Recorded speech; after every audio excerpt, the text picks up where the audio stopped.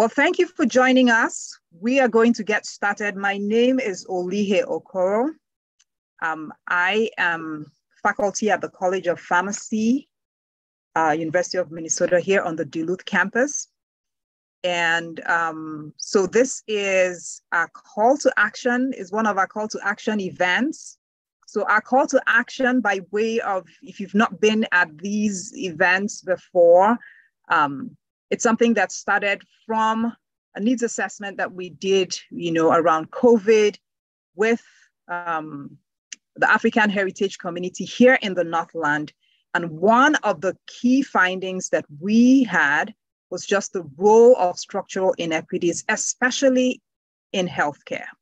And so we have focused on healthcare, and that's why, we have been inviting, all of you to join us. And why we call it a call to action is because we just don't want to come together, talk about stuff that we already know, or maybe learn something new and just go away with new knowledge. It's a call to action.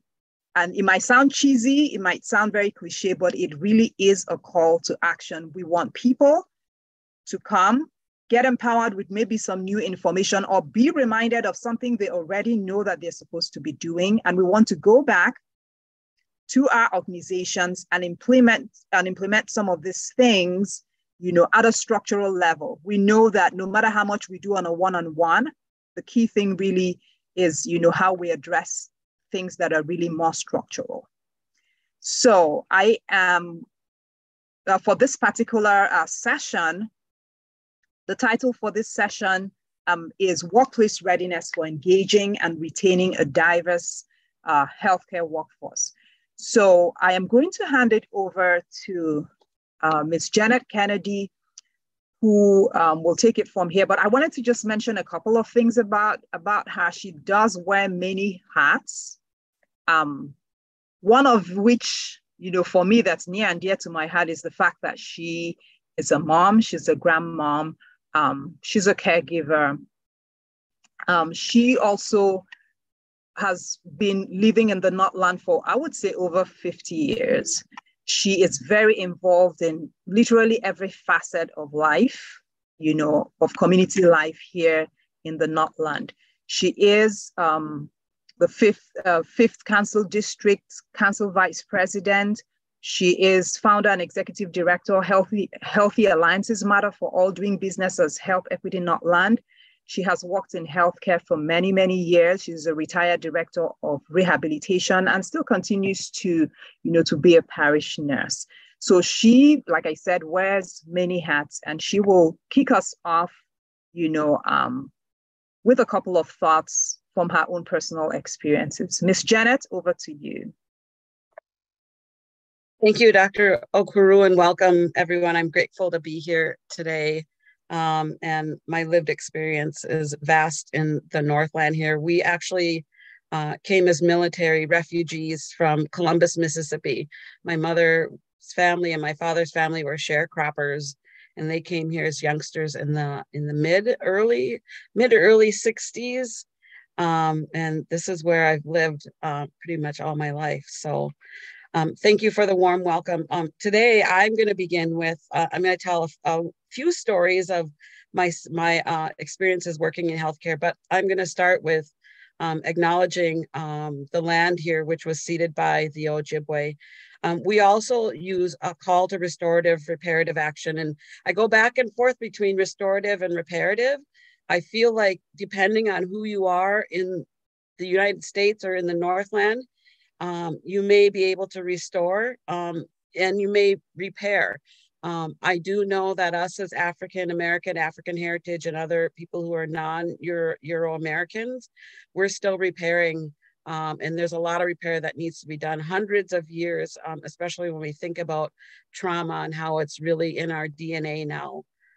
That's some repair we have to do on our own, but we also need you and call you in to repair and help us restore.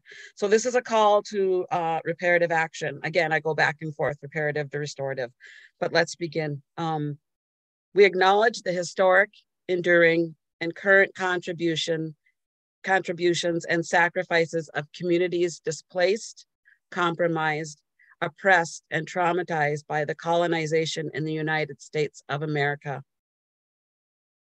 Let us pause to give reverence and honor to the African American people for their sacrifices during slavery and recognize the enduring violence and long-standing inequitable policies and practices that are still relevant today. We seek to give credence to the past and to the present, catalyzing equity, resiliency, wealth, health, and holistic well-being to be attainable for everyone. And we'll pause for a brief minute.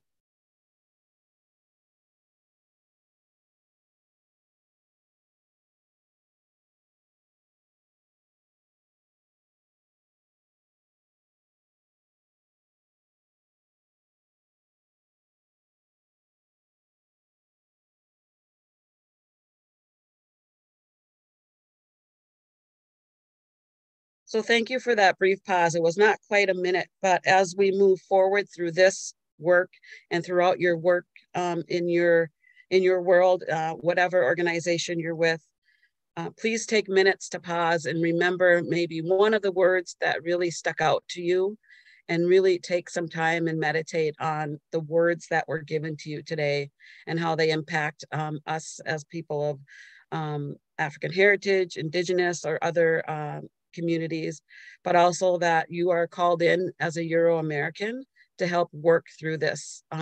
It's going to take all of us. So one of the other things I have that I've been tasked with today is just to talk a little bit about some of the experiences.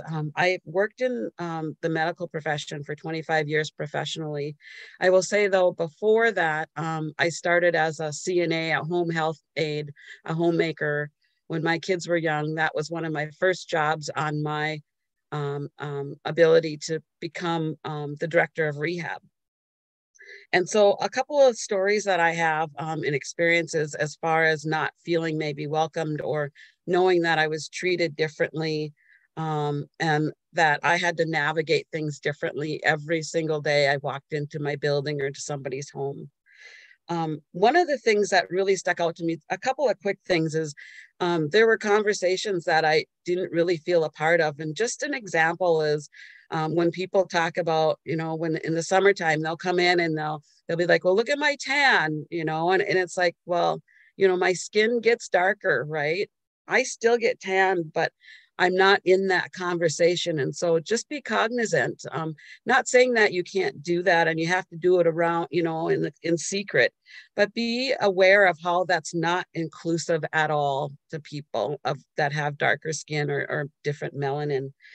One of the other things that I found that was really always tough to navigate, even as a nurse's aide or as I climbed up in as a PTA or even as a director of rehab, it didn't change. Those stories still happen. When people talked about their vacations and always going, to the cabin and going here and there, as a person of color, that is not a reality all the time in our world. I think about when I raised my kids, right? We sometimes went to Park Point, but we were in our neighborhoods having picnics and barbecues in our parks. I won't get on to my council hat of why it's important to vote for parks, but those are the places we were. And I always remember, I think about that now as I'm doing programming. That's when communities that don't have a lot of money, that's when they're in their yards still, in their neighborhoods and in their parks, especially people of African heritage, Indigenous people. We're not in our cabins. And so a lot of folks will say, well, we can't do it in the summer because, we're going to be, everybody's on vacation. And I'm always thinking, yeah, the people you always think that you want, you talk about, you want to get to, they're still right here. They're still here in their parks and, in their backyards. They don't have money to go off and go anywhere. So a couple of thoughts that even that conversation about vacations, I never got to really join in because I still don't do a lot of vacations. I'm trying to learn that, but before I couldn't afford it. So my last story is the feeling of always sort of walking on eggshells. I spent 25 years in physical therapy, and I can just say 25 years is a good go. I must have been doing something well because I was always hired. I actually went traveling. And so I like to think I did a good job. There was always, though, this one person or these patients that just didn't like me because of the color of my skin. And I know that because, and I would talk to people about it and they wouldn't believe me. Even sometimes my managers wouldn't believe me. I would get in trouble for things. And I'm like, okay, here I go, right? Just have to take it, figure it out. Okay. And I'm not saying that I didn't do anything wrong, right? Doing things wrong, because everybody knows that you do things wrong in your job. And I'm the first one to admit that, and probably the hardest one on my own self, especially when I'm not doing things up to par. So, I took my licks when I needed it, but there were more that were not, I didn't need to own, but had to own because for one, I needed to keep my job because I had just bought in a house, right? My first house as a single mom of 2 kids. I can't mess this up. And the other traumas I had to deal with from my childhood. But this story really is one of the last things that propelled me to be like, man, I got to get out of here. I was at this facility and there was a patient who got really mad at me. And this would happen all the time. And they said they got so mad they didn't want to work with me. And so I had to deal with that as a PTA. Then I had a supervisor, a PT, and then I had my, administrator, like, what happened? And I explained it to him. I'm like, they don't like me. I don't know. Well, what did you do? Well, what was going on is we were side by side working with patients in the gym, and we're literally side by side because we see patients every 15 minutes. It's no longer that you can see them in their room for an hour, right? You've got 20 people down in the gym. You've got, 6 therapists and OTs around the corner. And so we're talking together amongst each other just a little bit. And the patient said that I was not paying attention to them enough. And so they not only did they get mad, they didn't want to work with me. And so then the PT was on vacation and came back. The patient had to be seen by another therapist, which changes things, right? Because the other therapist has a full load, then I lose, And so for a couple of days that was going on. And the therapist came back and like, what happened? And I said, they didn't like what I did. Everybody else, we talked to each other a little bit. And they said I was ignoring them. And so that same week, the therapist did the same thing I did. And the other PTA that worked on them after me did the same thing I did. I said, look, you did the same. And I said to them, you just did the same thing I did. They're still working with you. Here's the only difference. You have blonde hair and light skin. So people didn't get it. They didn't understand. I mean, I worked in that facility there for 6 years, and I kept telling them, no, right? This is what's going on. Finally, it took to that point where they're like, oh. So it's the patient's bias sometimes, and it's even the biases of the people I work directly with, and they know I'm a good therapist. People love to work with me. People ask for me by name, but also the administration that really reprimanded me and didn't even figure it out until I had to, because I was always looking for, there's some instances where I tell them like, no, and they didn't believe me until that one instance. That was 25 years of doing physical therapy. So I saw that a lot and I had to navigate that. There were times where I couldn't, right? It had passed, and without that example, I couldn't say anything because then I'd become somebody who is non-manageable, who, isn't listened to authority and things like that. But that's the stories. And that's one story. And 25 years of physical therapy.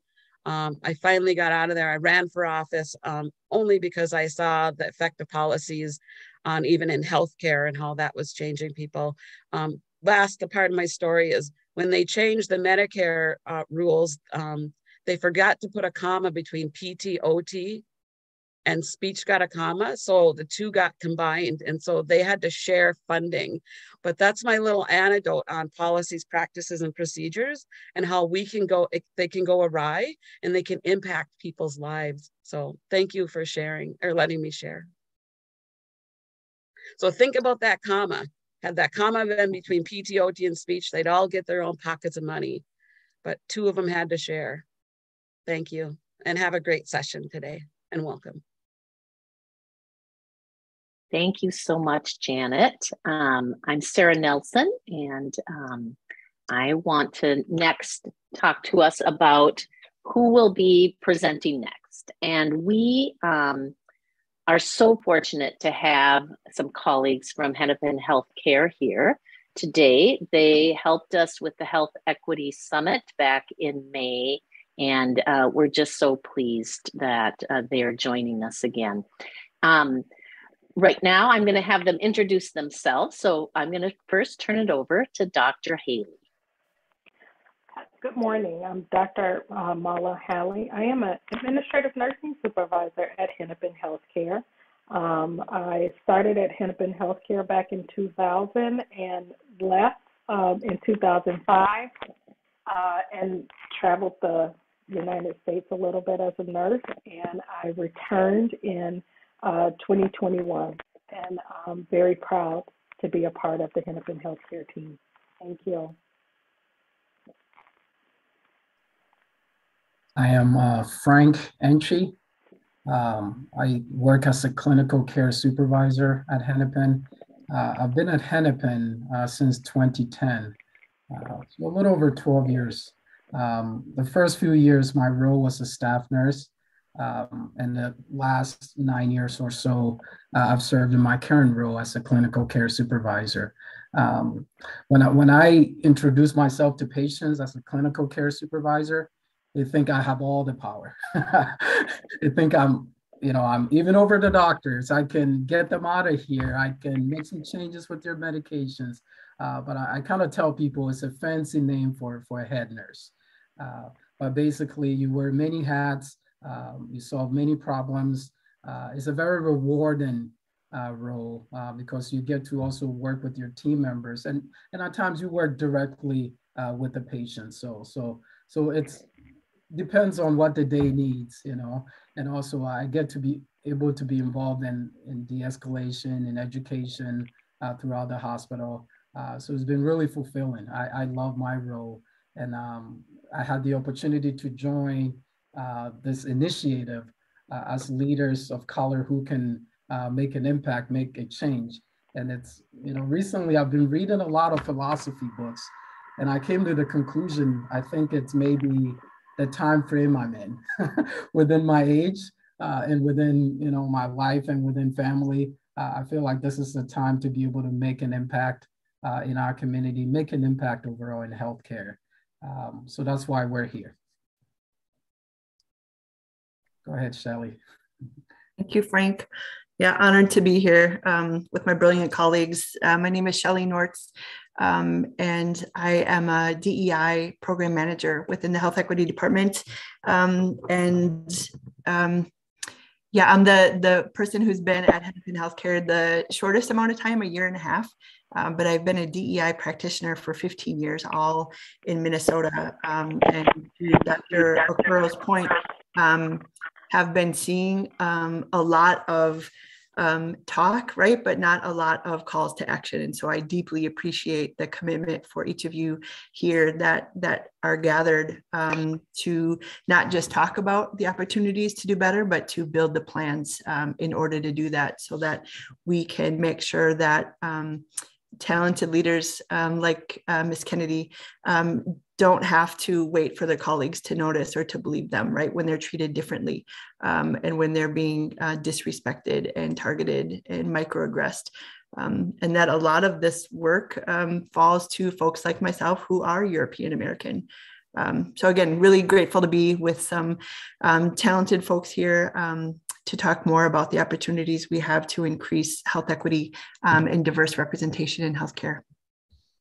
And I will turn it back to Dr. Haley. Hey, I just wanted to add something. Can everybody hear me okay? Is my volume a little better now? Great, okay. Thanks, Elise. I started at Hennepin County back in 2000 and I was a nurse.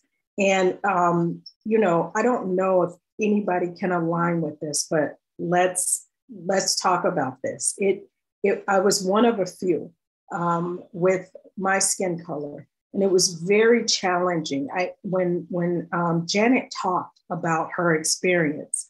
It was very challenging to share experiences and things that happen to you, and to understand the complaints that come against you, not because of what you've done or what you didn't do, but because of how you present it. And that's something that will never change for us. So I'm grateful to be able to have this conversation and be able to have it, in a wider audience, and not just with ourselves, because oftentimes we discuss these events with ourselves and we're not able to make change discussing it with ourselves. We really need allies, and we need the support of the organizations that we work for to support us, to help build understanding. Even if you're not able to walk in the shoes to hear and to understand or comprehend what's going on,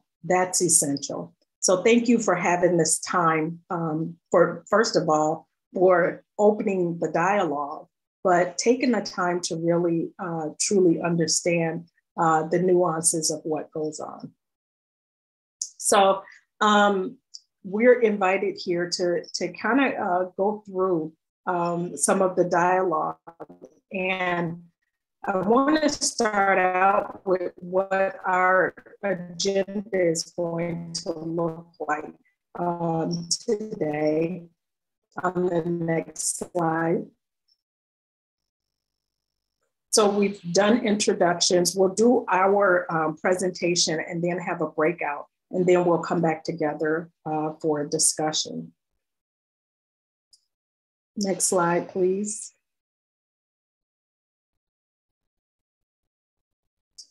The objectives today.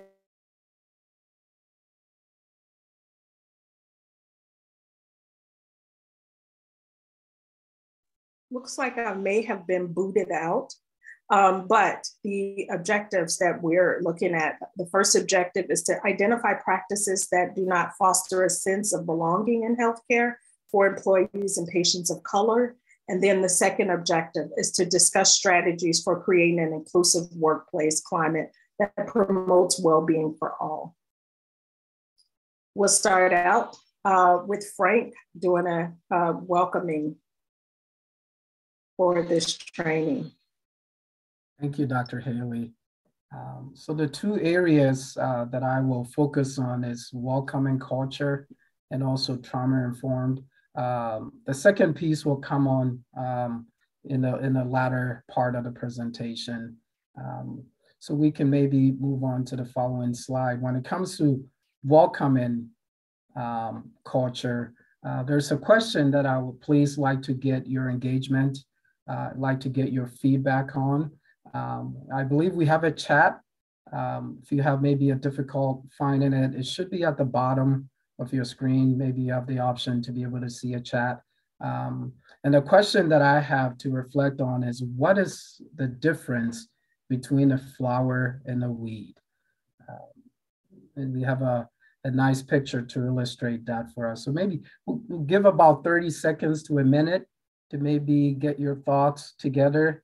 And maybe if you please like to share what your response is to this question.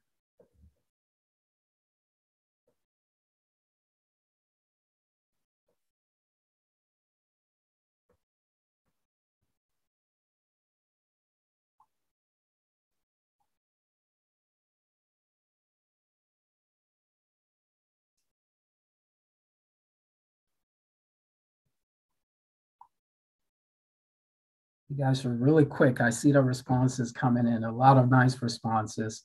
The first one mentioned, let's see here, it's whether the gardener wants it or not. There's perception. I see that a number of times. I think of flowers being valued and beautiful. That's a very nice description of a flower. Perspective, perception, viewpoint, a nurturing environment, water, very nice. Perception of usefulness or beauty, perceived beauty. One is a seed that produces the flower, growth and maturity. Weeds are something we need or want to get rid of. Wow. What you've been taught. I like that. I like that. It depends on who classifies them. It can be a flower to me, but weeds to someone. Very, very true. Perspective. I can grow weeds at any time. No difference. One is flowers brings joy and weeds are frowned upon. Very true. Knowledge and understanding. Space. There's a space between them, right? And one person's flower can be another person's weed. I really appreciate your reflections, your responses to this question. I was wondering if someone was going to Google it. We have Google, right? It's interesting. I did actually Google it. And, you know, very similar to your responses. A weed is a plant that grows in the wrong place. A weed is a plant that's growing where it's not wanted in the garden. A weed is any plant which is growing where it is unwelcome. Even it has a beautiful flower or it's a useful plant. And I really like this definition. It said the only difference between a flower and a weed is judgment. I want you to think about that for a second. Judgment. Now, for those who maybe have children, maybe you experience this. Sorry about that. I know at home, just this past summer, my family and I, we were outside playing in the backyard. Then my wife started digging out some weeds. And it looked very similar to the picture that you see. Dandelions. And as she's picking out the weeds, my daughter looks at her and she says, "Mom, why are you picking out those flowers?" So to your point, it's based on your judgment, right? Our question that we can take back to our workplace is, do we view our employees and patients of colors as weeds or flowers? So think about that. And I love this definition of flower. It said the finest individual out of a number of people or things. So that's what a colored person is. You know, they're some of the finest individual out of a group. So maybe something to take back to our workplace. We can move on to the next slide.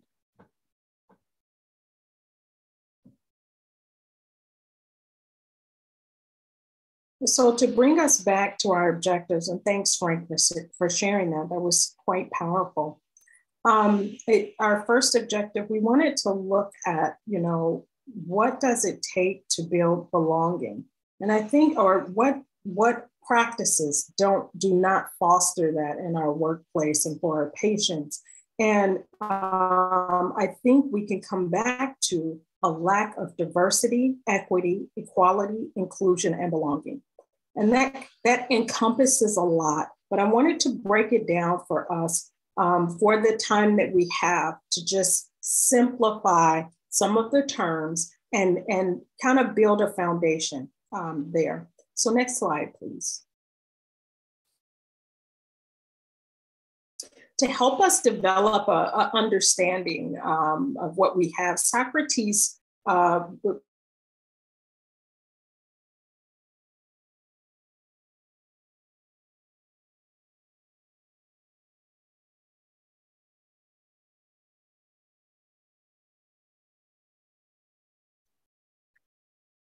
We lost Dr. Haley.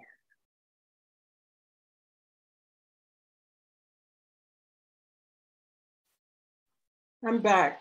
Thank you. Okay. So the beginning of wisdom starts with the definition of terms and coming to equal understanding of what terms are. So we're going to start with first addressing the terms that we spoke about earlier, which is diversity, equity, equality, inclusion, and belonging. So diversity, it really is just identifying the traits that we all uniquely share We have differing traits that make us unique. These traits, they could include gender, age, race, there are so many differences. Even veteran status is now included in diversity and how we are all different and some of the things that align us.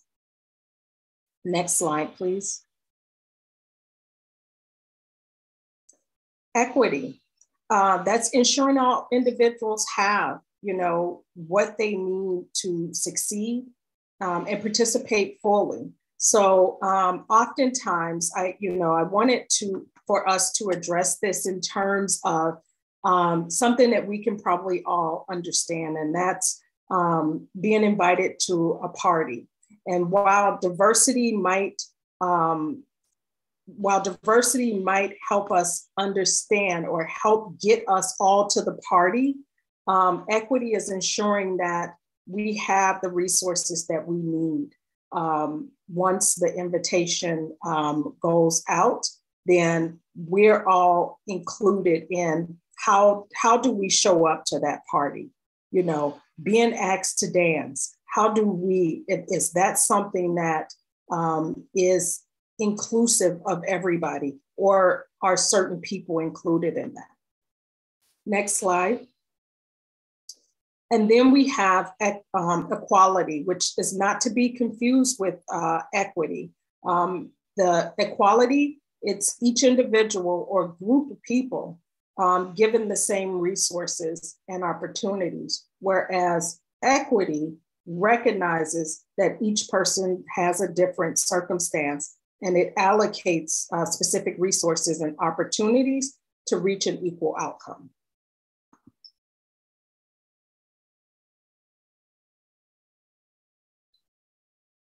So the equity equation is equality and sincere intention is where we get equity from. Next. And then we have inclusion, and that really is, really looking at the environment of belonging where employees feel welcome and supported.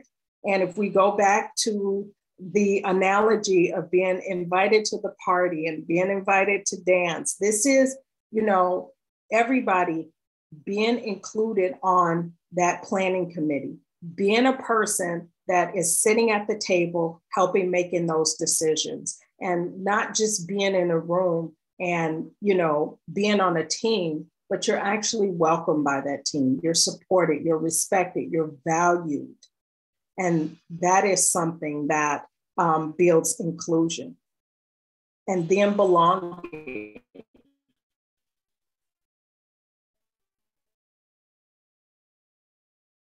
Next slide. Centers around a person feeling accepted for their and subjective experiences that translate each other. So back to the party analogy, dancing like no one's watching, because you have been welcomed into that group, you feel supported, and everybody accepts you for your authentic self.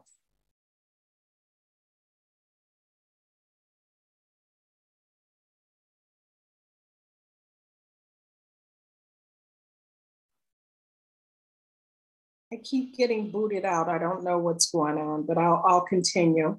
And then healthcare diversity, without inclusion, we cannot effectively, we can't effectively have diversity in our healthcare environment.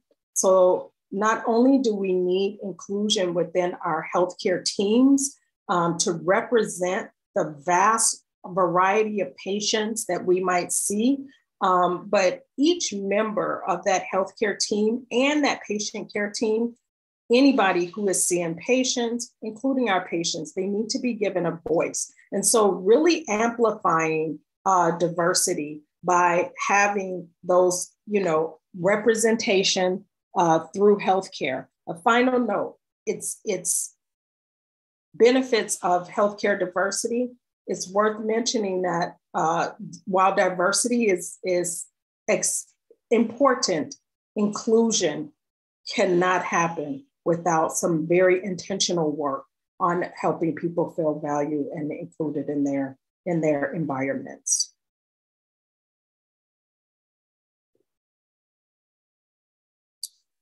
Which brings us back to strategies that can help us create an inclusive workplace climate that promotes well-being for all. Next slide, please.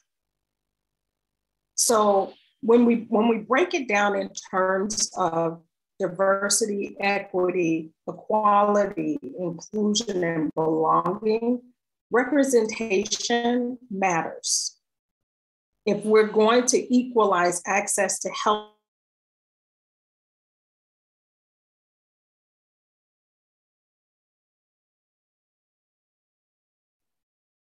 I'm not sure why I keep getting booted out, but I'll continue. If we're going to equalize Dr. Haley, do you maybe try shutting your camera off, your video off, and maybe that would help with your bandwidth? I'll do that. Thank you. So if we're going to include or try to equalize access to healthcare for all patients, we need a diverse workforce to understand the needs of patients from a variety of communities, particularly those that are currently underserved and underrepresented. A diverse healthcare workforce that reflects a full population has been shown to increase access to care for underserved groups, improve patient engagement and satisfaction, and boost outcomes. And for us, outcomes and having those quality outcomes are important. And it's essential that patients and the workforce feel comfortable in the healthcare environment. Inclusion starts at the leadership level. To activate real change, organizational leadership must be fully engaged in the process of creating an inclusive environment through diversification. It requires an understanding of our unconscious biases.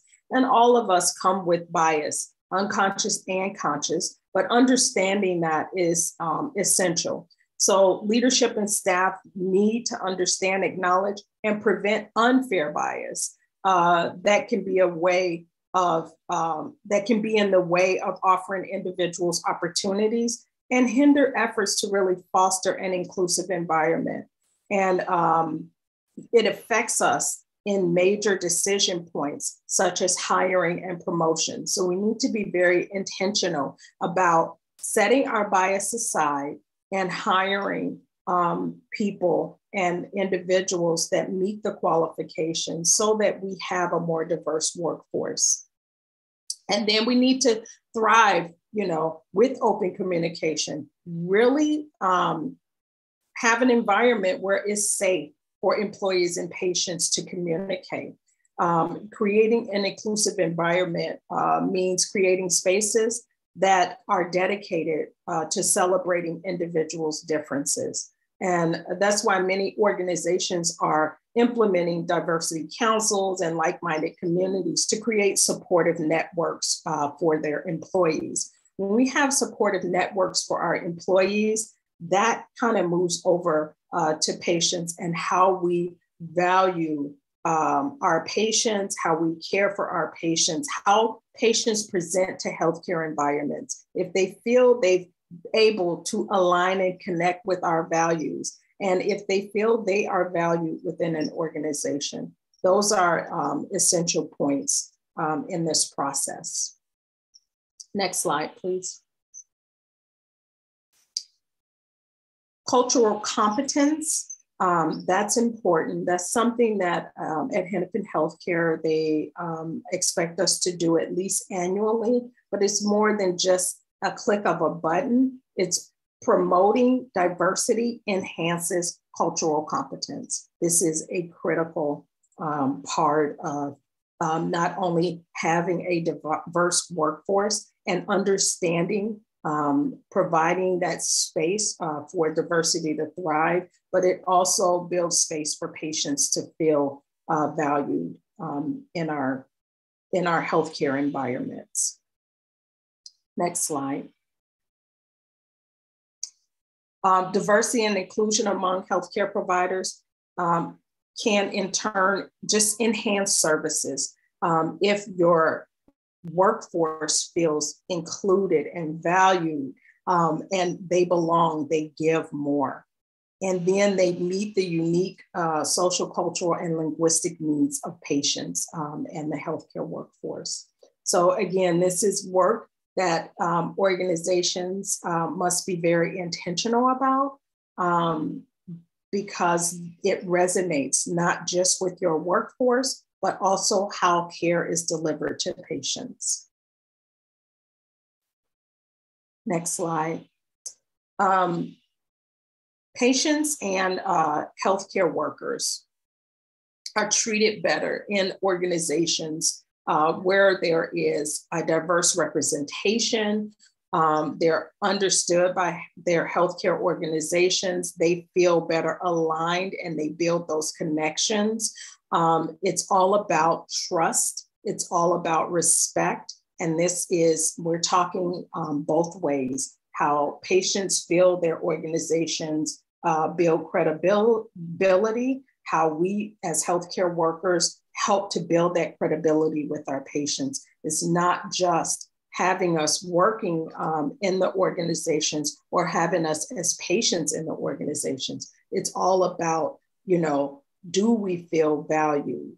How are patients, how do we represent patient populations? How do we align with our communities? That all of that falls within that. And then I've provided on the next slide, just, you know, some statistics around how employees feel when they have a high sense of belonging in the workplace. They are 3.5 times more likely to contribute. They want to give their fullest potential. They're taking 75% fewer sick days. When they feel that they belong, when we take that extra step. And then there's a 56% increase in job performance for employees who feel, hold on a second. They perform better. It's a 50% increase than employees who feel excluded in the workplace. So building a sense of belonging with employees is essential. Next slide. Dr. Mahla, yes. There's a chat message. There's a question in there. Okay. You want me to read off the question? Please do. How do you ensure that your organization and those working in it, example, healthcare providers, are progressively becoming more culturally responsive? Do you have assessments? So I think, first of all, we try to have, you know, an assessment of where we currently are in our environment, understanding that there's been structural processes, programs built that may alleviate us from being a fully diverse workforce. That being said, we have to be very intentional. We set up policies and programs and training and education, and then there's accountability. There has to be a structure of accountability. Everybody is working on this, and these are not punitive directives. This is a journey that we must embrace where everyone is in the organization and bring everybody along, you know, that journey. And so we have to do some undoing of what we've learned and what we've done in the past. In that undoing, we have to replace that with how do we get to where we want to be? Again, thriving in an organization with open communication so that everybody knows this is where we're starting, but this is acknowledging that we are not there yet. But here's how we're going to get there. And we're expecting that everybody goes along this journey. And then being very clear that these are expectations of everyone. And if we have the backing of the organization, such as, Hennepin Healthcare, they have very clear set guidelines on what them, and when I say them, Hennepin Healthcare expects of employees. It's part of our performance evaluation. It's part of our annual training. We have to go on that journey. It is not optional. We can't opt in and opt out. We have to be there. But accountability is key. Are there any other questions in the chat? No, I just want to say there's agreement and in the chat. So thank you for sharing. Thank you.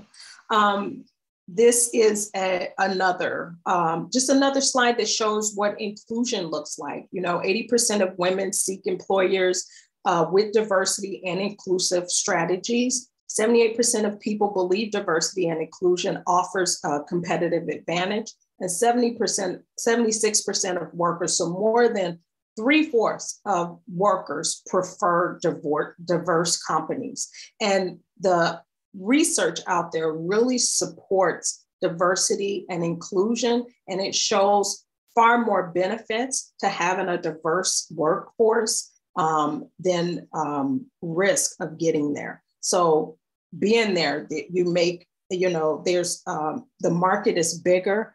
There's more people that are want a diverse workforce. They're more interested in working for that. And right now, with the workforce at where it is, we want those people who want diversity, who want inclusion. We want those in our company.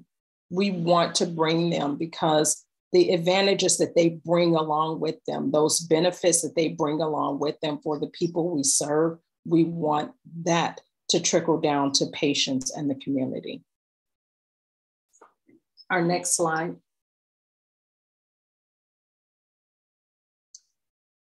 I'm going to turn it over to Shelley to talk about our health equity statement. Thank you, Dr. Haley.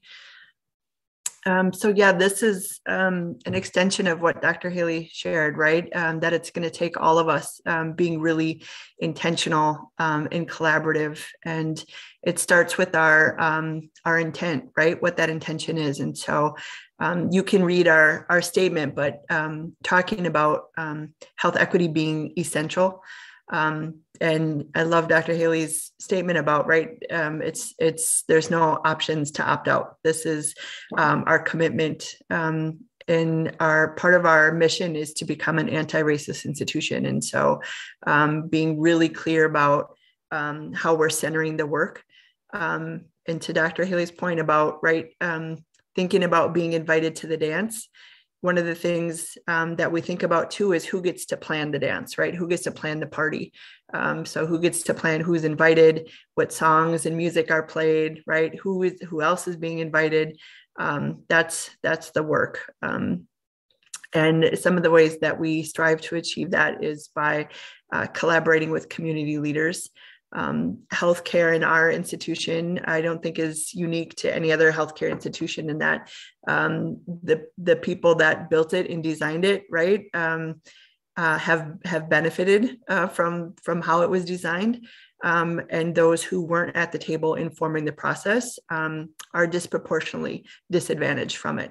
And so collaborating with community leaders and employees of color in particular to reshape the systems is a big part of what we're focusing on, and being transparent about the journey is critical to not, again, it's something that we need to center on, and we need to talk about it transparently. It's not going to happen overnight, and it's going to be a lot of intentional work, but being clear about where we're at, where we've been, and where we need to go and how we're going to get there is really important to us.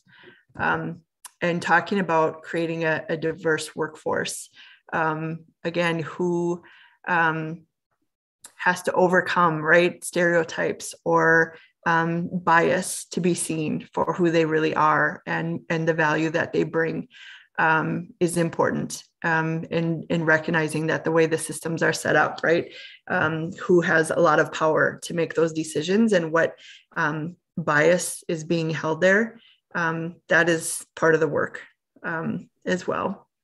So next slide, please. Thank you, Susan. So the plan is to continue to build our health equity capabilities. And some of that is the department is expanding. And so the question in the chat, another thing to know about us at Hennepin Healthcare is we're committed to investing additional resources to advancing the work, as Dr. Haley shared. And so our health equity department will be quadrupling in size. We're a team of 6 right now, and we'll be 24. And some of those roles will be cultural navigators. So cultural navigators for the Hmong community, for the Latinx community, for the community members of African heritage, right? And so making sure that they're having a voice and that they are getting the quality care that they deserve. And so dedicating roles to eliminating those artificial barriers for that quality care. Addressing racism inside Hennepin Healthcare, we've established an End Racism email inbox. So any employee and any patient can reach out and share their experience or something that they witnessed or observed by sending an email to the End Racism inbox. And we are responding to that daily. And that's one way that we can better recognize, right, where racism is happening and start to build policies and practices and real-time responses to address those things.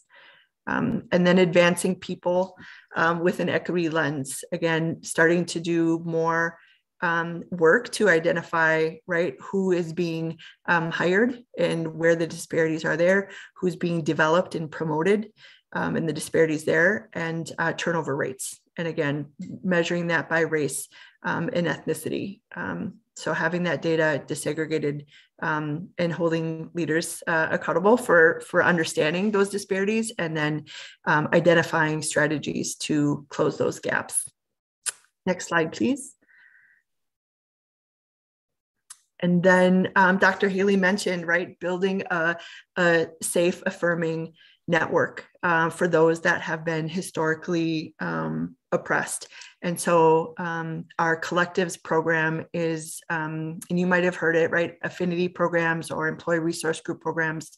But we think what is really important for this program is that they are led by the people, right, in those respective communities and in those roles. And so I'll let you look at the slides, but again, really important to have, for example, the leaders of color identifying what is important to them and building that strategic plan and having the full autonomy to lead that work in partnership with the executive team. So there is an executive leader that is a part of every one of these collectives to make sure that any artificial barriers that are identified are addressed. And then each collective leadership team has an annual budget of $3,000. And the leaders identify where they want to invest those dollars. And that can be, for example, in community businesses, minority-owned businesses, local in the Twin Cities here. Because vendor and supplier diversity is also one of our strategic goals. Next slide, please. And here are some of the strategic focus areas that some of the collective leaders have identified. I think really so important, right? That member enrichment piece related to relationship building and having that social fellowship and network is really important.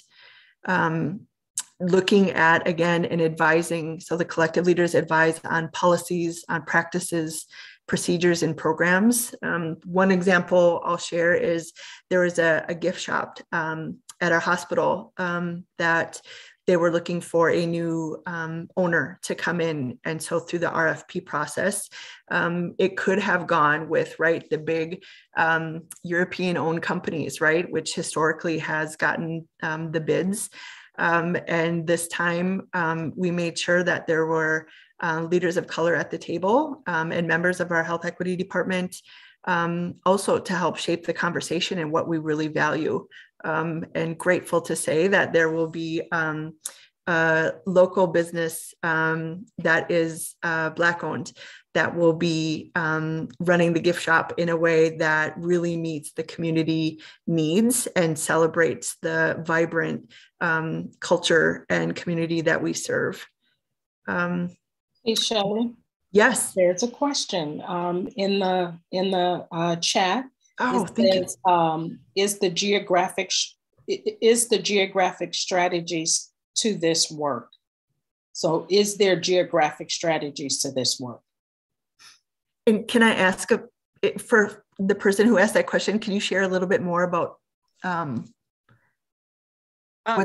Sure. This is Janet Kennedy. Oh, I'm just wondering, is this a local strategy for where in the Twin Cities, or will this, if it's a state level, are there plans for folks to come to greater Minnesota? And I may be biased, Duluth, surrounding Duluth area for this work, or is this something that we should plan on doing as a cohort around this area? Great question. So for right now, this is the strategic work that leaders like Dr. Haley and Frank in our health equity department are leading at Hennepin Healthcare and focused on the communities that we serve here in Hennepin County. But I can speak for all of us. I think we're willing to share what we're learning in any way that would be meaningful.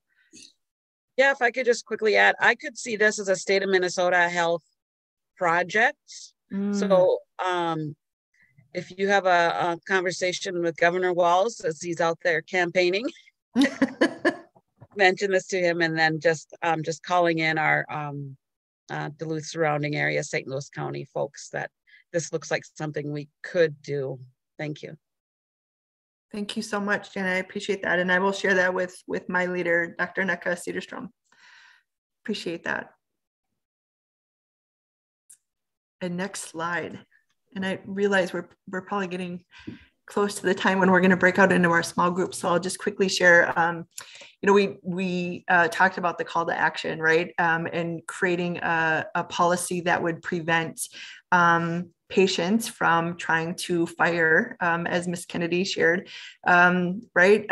Based on them being a person of color. And so this policy works to address that. It also includes how to do that, how to address that, right? And making sure, as Dr. Haley shared, that every employee is really clear about who we are, what we value, and what we won't tolerate. And so our department got to work with some phenomenal providers and clinicians of color and shaping this policy, and really excited to roll it out. And we've already had people sharing that they've enforced it, which has been really great. So again, when a white European American patient, for example, is trying to request someone other than their Latinx, right, nurse, or their African American provider, that request is denied.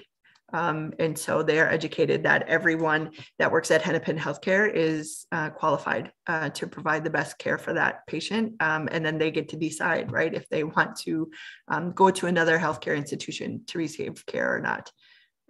So one of the policies that we've shaped and will continue, there's 300 plus, right, to review the current ones that we have and make them better.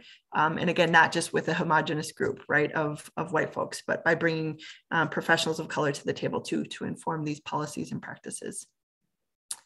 And I think that's it for me. Forgive me. I lied. So the diversity scorecard, when Dr. Haley mentioned accountability, right? So what I've learned my many years in businesses and in healthcare is if it matters, we measure it. And so having a diversity scorecard for each leader is something that we are working on to make sure that they are really clear again about those disparities in hiring practices and in development and advancement practices as well. So not just institution-wide, because that doesn't really show where the gaps are as much. It is by department and by leader where it gets really meaningful.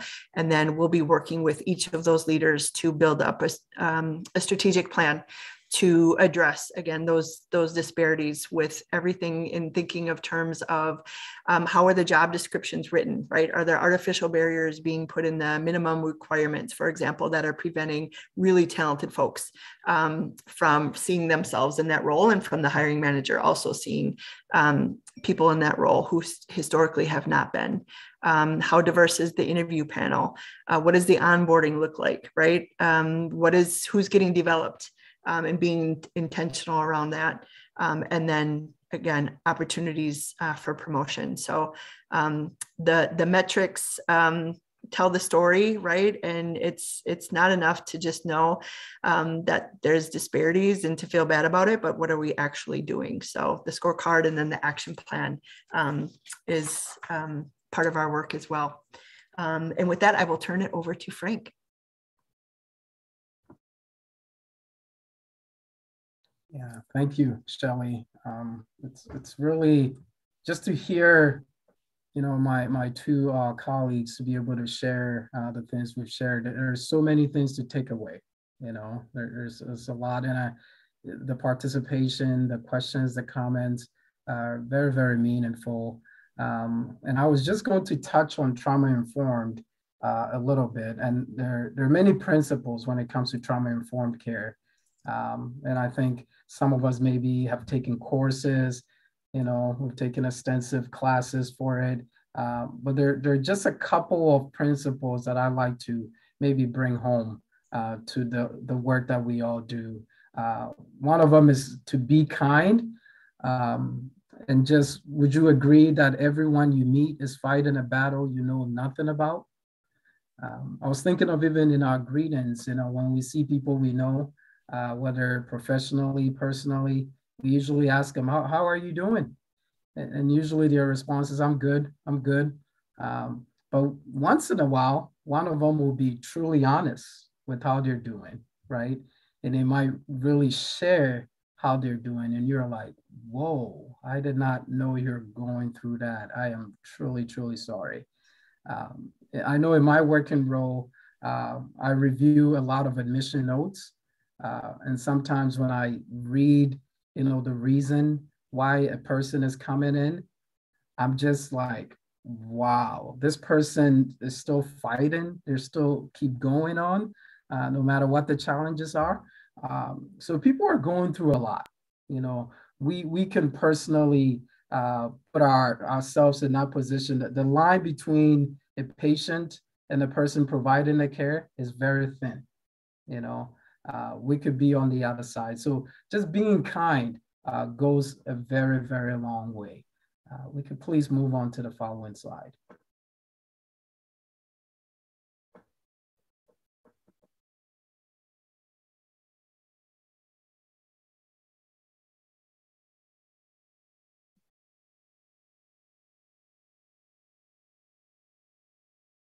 I'll quickly show as we're moving on to the next slide, Dr. Willie put in the chat a survey to take. Click on that link, you can take the survey. So thank you. Thank you. The next one talks about safety.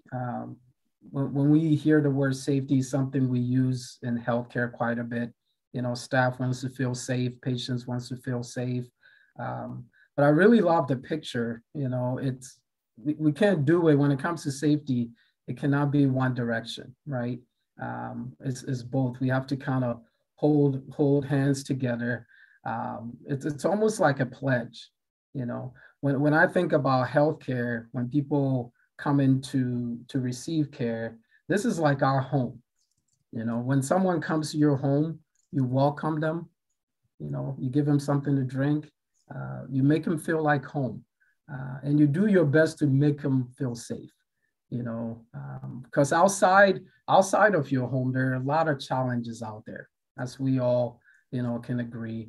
But we'll do the best to try to keep them safe. And it's teamwork. It takes a number of staff members to get through what we do to accomplish our goals every day. I was even thinking in my line of work, I work in inpatient psych, and recently we've really worked on reducing restraints. Restraints, as we know, we feel like it's a safety thing. I feel safe when I have someone in restraint, someone who's going to harm me. But on the flip side, that's the person who's in restraints who they feel safe. So we have to work together. It's a pledge that we make to work with them. And in our area, we've really improved in our communication. We realized that we didn't even have a standardized communication between providers, between nurses, between patients. Every provider sort of have their own model, their own style of communication. And just it sounds simple, but it's the first step, as you get to know someone, you communicate. So we've really improved in our communication, and this year our number of restraints have reduced drastically, just improving our communication throughout our department. Maybe we can move on to the concluding slide.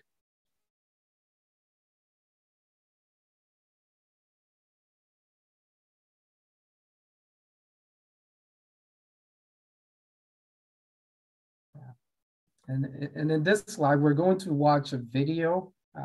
Some of you perhaps have seen this video, different versions of it, but this is Oprah, and she touches on trauma-informed and sharing her experience, and maybe something we can all take back to our workplace.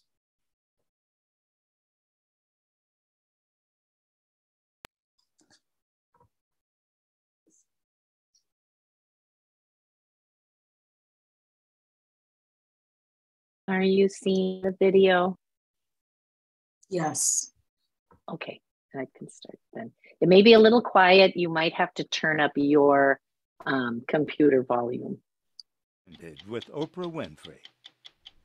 Oprah, your story for 60 Minutes this week is about childhood trauma. And there's a lot of new science here about trauma-informed care.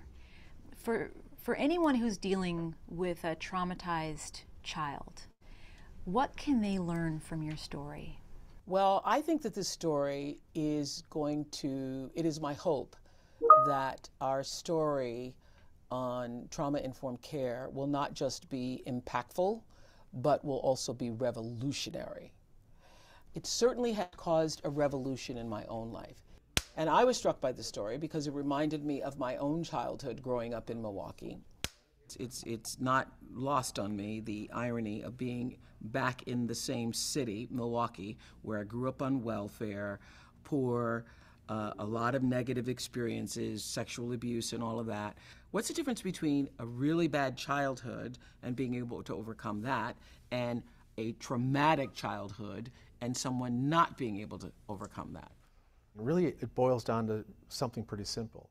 And the answer that Dr. Bruce Perry gives you is relationships. If you also have opportunities to be connected to people in positive ways, that can buffer some of those effects.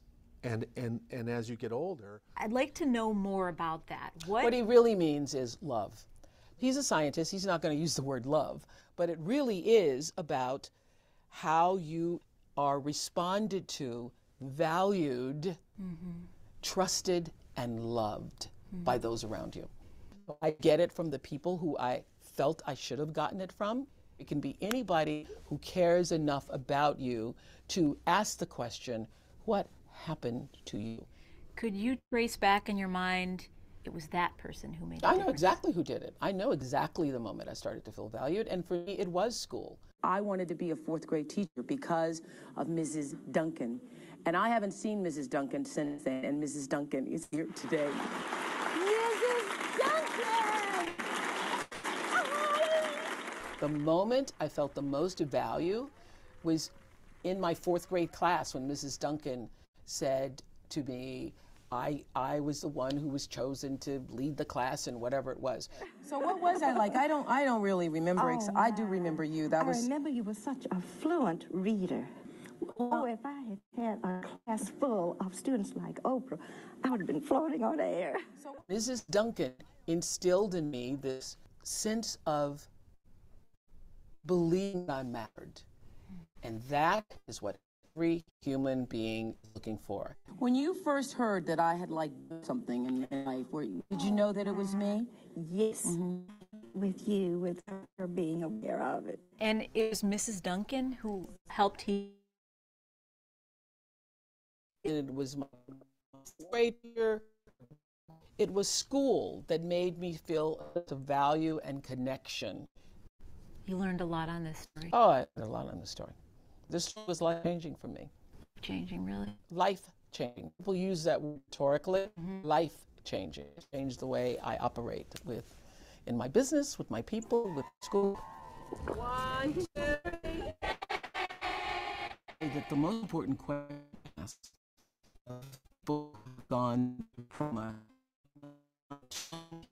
but happened to you.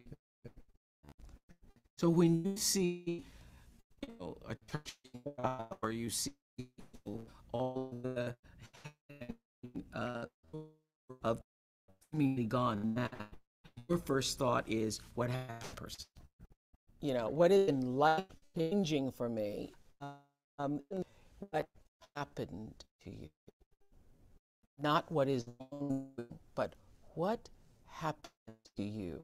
Which is an important question, not for people who've been called traumatists, but it's the most important question you can ask anyone.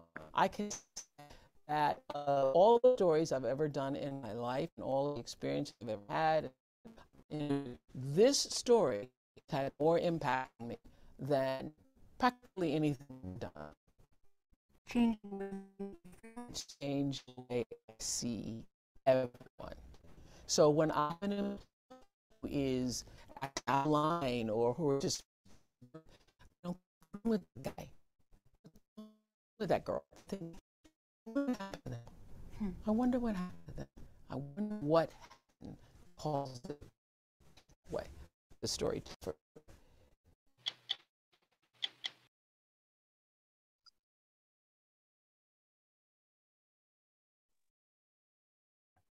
Last slide should be to thank all of you, and we look forward to the breakout rooms. Look forward to be able to maybe reflect on the video that we just watched. Why don't we open it before we go to breakout rooms? Let's see if there's more questions. So questions and answers from our experts, I think, would be a good use of our time right now.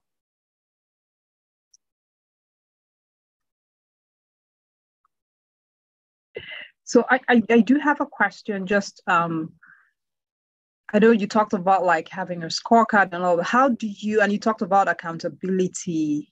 How do you do that? How do you hold people accountable, for what they ought to do? In terms of, because you mentioned, and I like that there are things that you require of your personnel and you don't have, there's no opt-out. So what's your accountability? How do you do that? How do you enforce that? I can start, and then I'd like to invite my colleagues to share their thoughts as well. I think one of the things that is key is having leadership buy-in and support. If it matters to someone's leader, it's going to matter to them, right? And so we have the support of our CEO that has asked that every one of the 7,000 plus employees at Hennepin Healthcare be measured on their ability to contribute to a diverse, equitable, inclusive environment. That's a part of the performance appraisal. And also ask that every leader also have a goal tied to diversity, equity, inclusion that is real. So not, I'm going to read a book, right? Or watch a TED Talk, but like a real goal that is has metrics, performance metrics, and then they also will be measured on that. And their performance evaluation will be tied to that.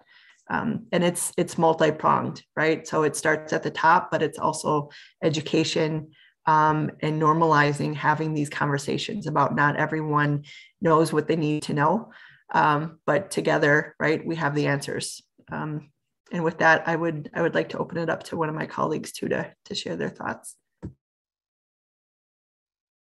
I think one of the most valuable things that that we've done along this journey is the video that we shared with everybody, which is a video that kind of pulled the scab off of a wound.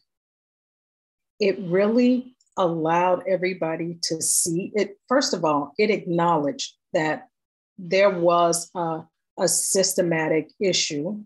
It allowed people to share their experience. And then it built a program on top of that to say, it's out there and this is how we're going to address it. And so this year, part of our annual training included diversity and equity and inclusion work that everybody has to do, but it is not just do this and then it's over. It is something that is constantly there. We have more ways of being transparent and offering, and sharing what's going on in the environment. Shelley mentioned the End Racism email that we have, which I've used on more than one occasion to just report issues. And again, the report is not meant to be punitive in nature. It is a report saying this exists and we need help in finding a solution to it. That is something that we haven't been able to have. But again, organizations can thrive when they open up communication, when there's safety in, being able to report that things are happening that should not be happening, that organizations may have been able to ignore in the past, but with a different lens, they're looking at these reports and they're looking for solutions on how they can work it out. And just as Shelley said, it is not something that the organization can fix alone. We're a team of over 7,000 and we're working on, a solution, and they expect that of us. We can no longer stay in the place that we were. And if we choose to remain in that place, then the accountability portion of it is we provided education and showed you ways on that, how you can move forward. And if you're resistant to moving forward, then, there's other steps that the organization can take as well. Yeah, I could maybe comment on the frontline staff members. There's been a lot of courageous conversations that we've had. We've had a lot of training, like I think Dr. Haley had touched on, working at Hennepin for 12 years, there's things that we just didn't talk about. We just kind of something happens, you just move on and keep doing your work. But the past year or two, those things are not just brushed aside. There's even daily huddles that we have. There's conversations that come up. Some of our staff members might say something, they might act in a way that you can see the racial undertone within it. And we don't wait, we act upon it right in that moment. If we need to make changes, if there's a discipline process that they need to go through, we make sure that correction is being followed up on in that moment. And I can't stress enough on the conversations. Initially, I was hesitant. I'm like, this is just another area to just kind of check boxes. But people have really been able to open up and share their experiences. And I think it starts with having honest conversations, creating a safe space. Sometimes it might be virtual, because you have to be able to meet the needs of all your employees. Like I mentioned, we have 7,000 employees. So some work nights, some work different odd shifts. We have to sort of create a platform, a safe space where people can share your stories. And it's okay when, if, we're all going to be at different places. Someone might say something, you're like, what? but it's okay. I think just allowing that space and then being uncomfortable, helps to grow. There's been a lot of uncomfortable conversations, but I think it's helped us to get to where we're at now. And we still have a long way to go. It's no longer the whispers, it is a conversation. And I think the best part of the conversation is it is done with kindness. It is done with understanding. It is done to build trust. We're coming together as an organization. This is no longer in the shadows. It's in front of us, and we're able to discuss it now. There was a question in the chat, Aaron. The question was, how did you train leaders prior to the scorecard? I feel like some of it was answered. Aaron, do you agree, or do you have additional questions for the training for the scorecard for leaders? And also, you had a question in regards to DEI initiatives being tied to performance evaluations.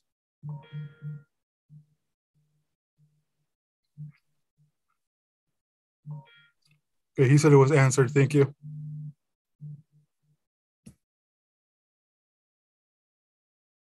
There's one more question here, wondering if, would our experts please share a little bit more about what you have seen and recommend in the process of creating the Collective Unity Council?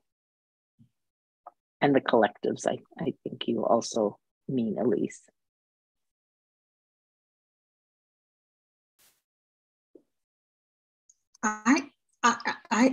Let me just start by saying it was, for me, it was extremely beneficial for the organization to even develop these collectives, because again, it provided an opportunity for people to be transparent. It provided the safety of a collective to be able to build structure. It brought us together, not only in our individual collectives, but I'm sure there are things that the differing collectives share that we can all align on as well. It builds an organization now that transparency is essential, and they're showing us through these collectives that we have a safe space where we can talk. We are sitting at the table now. Now there's representation where a structure is being built and people are included, those who are underrepresented, those who have been the most effective now have a seat at the table to help work on the solutions. And again, if representation is skewed or representation is not there, then processes or what's being developed, the policies cannot be as beneficial as when you bring forth members of a collective, when you're open to inviting people to sit at the table. I think that has been the thing for me that shows that Hennepin Healthcare is open to finding solutions, and not just solutions for the moment, but sustainable solutions.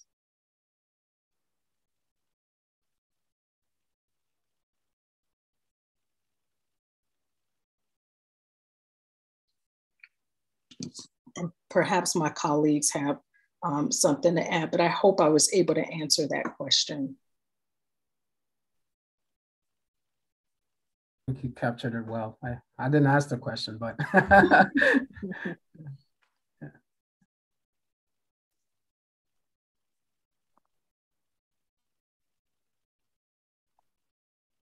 yeah, I'm with Frank. Thank you, Dr. Haley. I think that's great. I see in the chat too, Dr. Okoro put it in a link. So everybody who is still in attendance, we would love you to answer the one question in the survey. And basically that is what's one thing you took away from the presentation, the panelists, that you will apply in your organization? And Olihe, I will let you close us out. I just wanted to say thank you. Thank you to our fabulous presenters. It's a lot. I know all of us have to just go I didn't even want to say anything about the video. I need to just go and take it in. You know, the applicability, you know, goes even beyond, of course, the workplace, and just all that you have shared with us, you know, not just professionally, but even just from yourselves. And we want to say thank you. Thank you for honoring our invitation, and thank you for being willing to share with us. And I know we can always reach you. This is not the first time, Shelley, you've been with us before. And just how enthusiastic, you know, you were to like, oh, can you come and talk to us? And you just jumped at it. We're so grateful that you all are doing this work, but you're willing to share with others what you're doing so that we can all work together. And so I just want to encourage everybody else who is here, please take something with you and do something. It's a call to action. We can't overemphasize this. It's a call to action. There's no point knowing things and just not doing anything about it. And there's so much that they've given us.